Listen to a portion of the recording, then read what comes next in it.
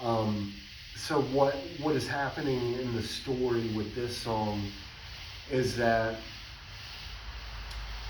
so like the last song, he's just observing people kind of grumbling and arguing about these socio-political issues.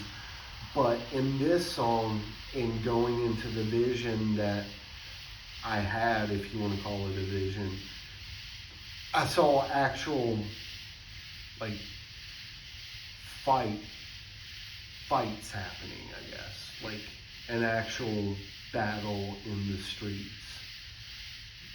Um,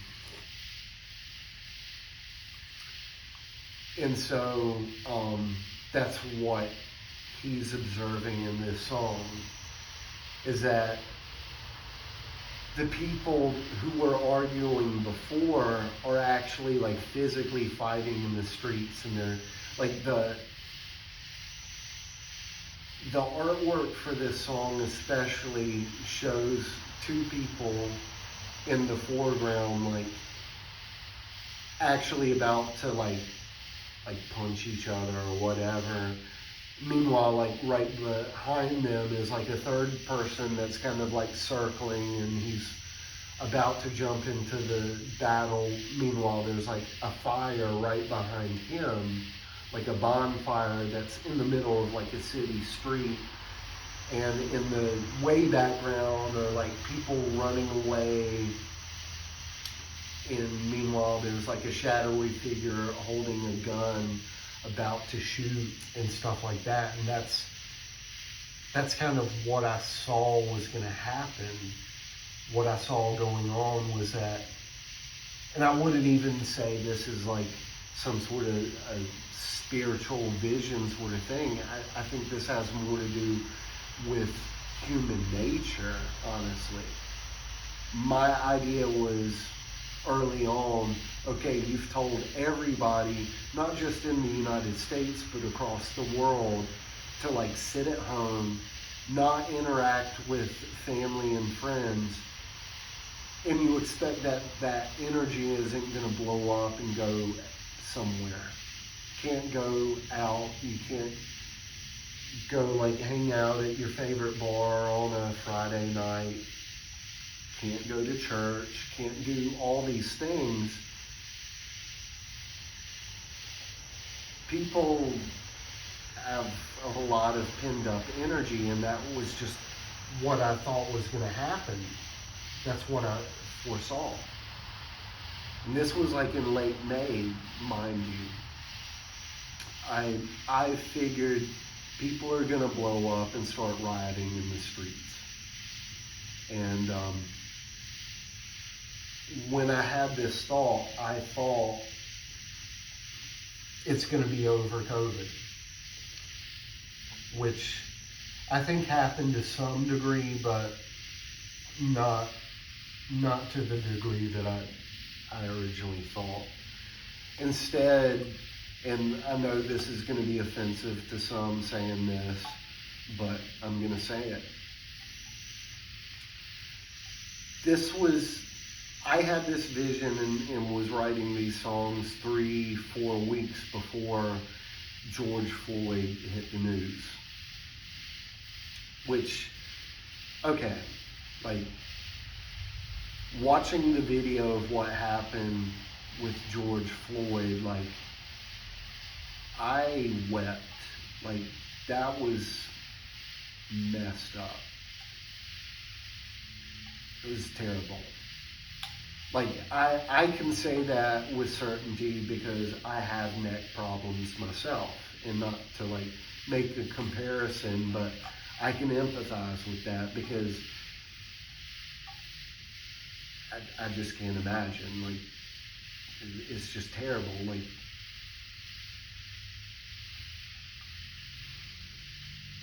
Like why is that okay? I'll never understand that. And that's for anybody. But where I guess things get offensive is the BLM as a movement, then taking it out into the streets. I saw that, and I still see that as just an extension of people's pinned up energy.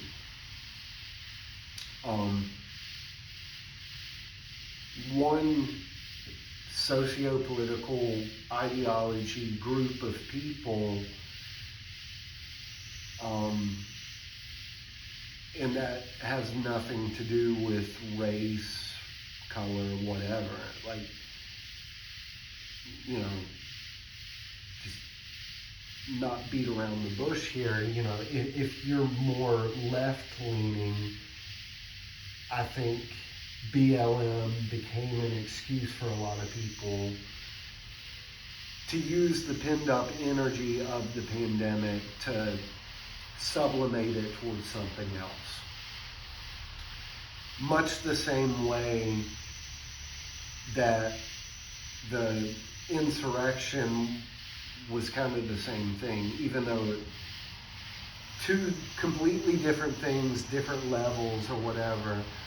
You know, I think, you know, January 6th or whatever was the same pinned up energy for the right, or at least the extreme right. You may disagree with me, you may think I'm offensive saying that, but I'm not going to apologize. That's my personal opinion.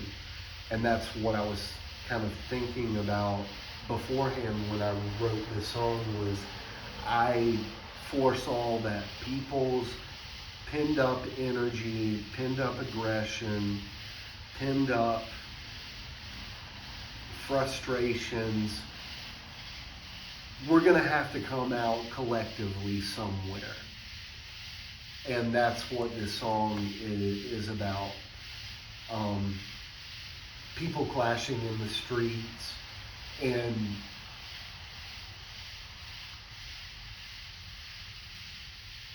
what it came to for me specifically was that this issue of COVID and the pandemic itself became part of the culture war that I've been talking about since like volume 1.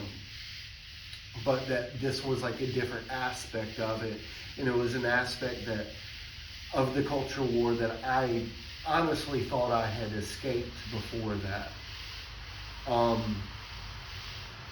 And so like the song says at this kind of like midpoint where I sing, you know, recast the narrative, change the story. And that's something that I've picked up over the years, over the last like 5 years especially, in our society and culture, is the idea of narrative and people changing a story. And like I kind of hate that language, because like one of the things that I wanted to point out in this song, which I'll just read out the lines here, it's the redefinition of narrative by those ignorant of storytelling or creating anything original. I can't stand people talking about some group or some organization or some person trying to change a narrative. It's like, you've never written a book. You've never had a thought that is completely original to yourself, and you want to tell me and tell everybody else out there on your social media account about narrative. Like, that's completely batshit crazy to me. As being someone who's written lots of books and, you know, is essentially writing this extended story of sorts through this music, like, it's just crazy to me. And at the very end of the song, I say, the idea of like the present day anxiety is derivative. That it's coming from so many voices all around us, but like personally for me, and putting it onto the protagonist in this story, it's you're in your own like inner prism, your inner sanctum, and you're far removed and distant from it. And so it's like, it's mentally jarring to like observe it from like an outside perspective, but it's just as jarring to like be completely removed from it. It's like all this stuff happening is not good for society as a whole, but like, what can you do about it? Like, I've still got my life. I've still got to go to work. I've still got responsibilities and things to do just to survive. And, what am I supposed to make of this? And, when it came to a lot of the sociological stuff, that was what was so trippy to me about it, was that it's like, no, you're supposed to make up your mind right now, right this second. All these things matter, and if you're not for us, you're against us. And it's like can I stand back and take time to research and to think about these things and make a stance for myself that maybe takes months or years to come to some sort of conclusion on? Is that possible? Because like, using BLM for example, I remember here in Greensboro, seeing video footage of a guy climbing on top of like a famous downtown statue and refusing to come down is, I guess, what's the word I'm looking for? Civil disobedience. It was an example of civil disobedience, and I think they had to get like a fire truck out to like get him down from this, public, statue or whatever. And I remember seeing that like the day it happened, and I was like, good for him. Like, that's what civil disobedience is supposed to be. Him like climbing up there and doing that, like, I'm 100% for that, that form of peaceful protest. To me, that gets the point across. And then, like simultaneously as this is happening, somebody like goes and throws like some glass or something and breaks the like front window to like the civil rights, like the International Civil Rights Museum, where like the very first sit-ins happened in downtown Greensboro. And I'm like, I don't know if that was like some Proud Boy or something throwing it through the glass to make it look like a BLM protest, or if it was an actual BLM protester. You're getting into conspiracy theory at that point, but I'm just looking at that and I'm like, I don't know about this, fellas. Like, this isn't necessarily a good thing. Is graffitiing people's like independent businesses good or not? I don't know. Like, we can have those debates all day long, but is it okay to actually take months or years to kind of come up to a consensus of an answer, or do we have to get to a conclusion right now? And if you're not on our side, then we will cancel you, or we'll roast you, or we'll just cut you off from our lives. And that's what I saw going on, and that's what I wanted to write about in this song. And so moving on to the final song, number 37 in these chapters, which this song is called Tomorrow's Recognition. This is where like the vision that I had really comes in to a T. And so I'll finally now, describe the vision that I had at work. And what I saw in my head was a child standing in the middle of the street, like a cobblestone street or whatever, similar to, what I write about in these songs, and like in Meat Market and everything. And I saw this child standing there completely alone. I mean, like a very young child, like a 4 or 5 year old, just holding a balloon to themselves and looking at me like kind of straight in the eye, just sadly. Because like I said at the beginning of this, that idea was, my prayer was like, God, show me what's really going on here.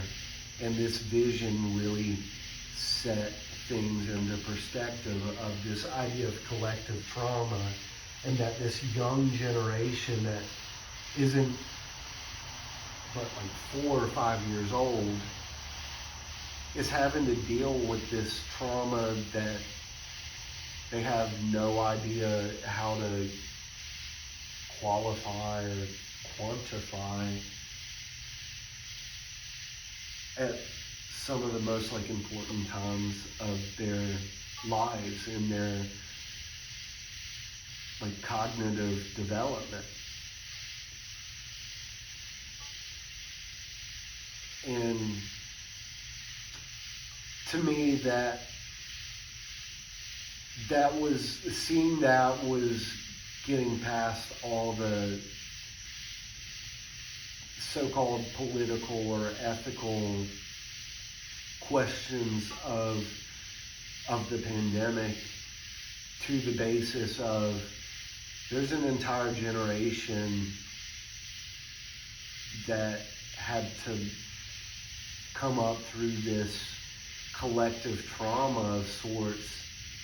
And here it is 3 years later, and like, has anybody actually like really dealt with it? As a society, have we actually dealt with the collective trauma of the COVID pandemic? In my opinion, no, we haven't. We haven't even begun to deal with the psychological turmoil of things. Not in the least. And that's what I wanted to deal with in this third song. This vision and like these lines here, I'll read them out. But you won't notice, your eyes will focus on another violent dancer, a waltzing dance macabre, exhaling fear and pestilence. So, like the dance macabre is this like medieval concept, this medieval image in the arts of, like, I think it was like 5 people in this dance, in this circle, around like a skeletal figure signifying death. And it's, maybe I've mentioned this in another chapter, but it's all like 5 or 6, whatever, people represent different stations in life. You've got like a priest, you've got a king, you've got peasants and like farmers and stuff like that. Like whether you're like rich, poor, in power, have no power, it doesn't matter, because everybody dies in the end, is what this whole thing is supposed to be talking about. And so like I say, this child will cite no scientific classification, disinformation, causation, nor culprit. In this new world ordered, play on words there, they'll recognize only childhood's death, innocence lost. And that's what I'm talking about with this like collective trauma, is that there's an innocence lost that whether you have, like scientific evidence, whether you have some sort of scapegoat, some sort of, it's just whatever you want to, like excuse you want to give, it doesn't matter, because at the end of the day, that child, that generation has been psychologically affected and their innocence has been lost. Months after, I wrote this song, I was reading articles about like in just like 4 weeks, at one point in the middle of the pandemic, a year's worth of suicides had happened in just those 4 weeks. Or that like 10-year-old kids were committing suicide because they didn't see like they would ever be able to go back to school again or be able to see their friends again. Like this stuff was happening. And yet, like even now, like, is anybody actually talking about this stuff? I don't know. I don't see it, but maybe it's there. And, like I put a line in this song of, that says like, that's when I'll recognize sadness, betrayal, a sickness unto death, which that sickness unto death is specifically a reference to Soren Kierkegaard and his philosophy. And, at the end of the song, I say, the governor will appear while the wind dances around you, which the you in that is me directing that to the child. So like the governor, which I've mentioned before in like volume 3, is this just distant character of being like the ruler of this like city where the prison is at. The protagonist sees the governor appear behind the child as the wind dances around them, and the image that I sort of got in my head when I wrote that line was like the wind in the videos within the movie, what was it called? Somebody help me out here. The Kevin Spacey movie that he made like 20 some years ago. Gosh, why can't I think of the name of it? Anyway, one of the characters in the movie is, this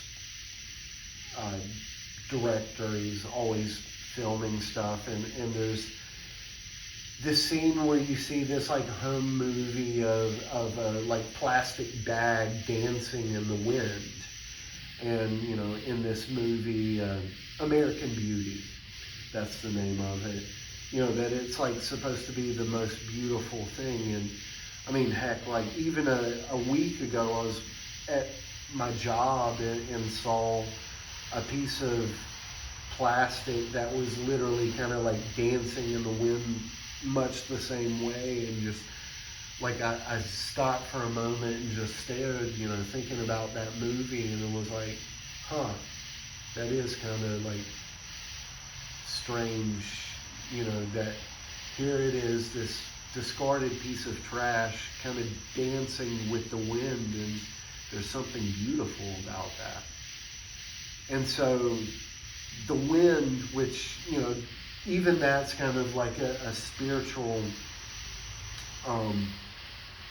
which I think I've mentioned this before too, going back to like the Shack novel, and how the Sarayu as a name for the Holy Spirit in that book is coming from like a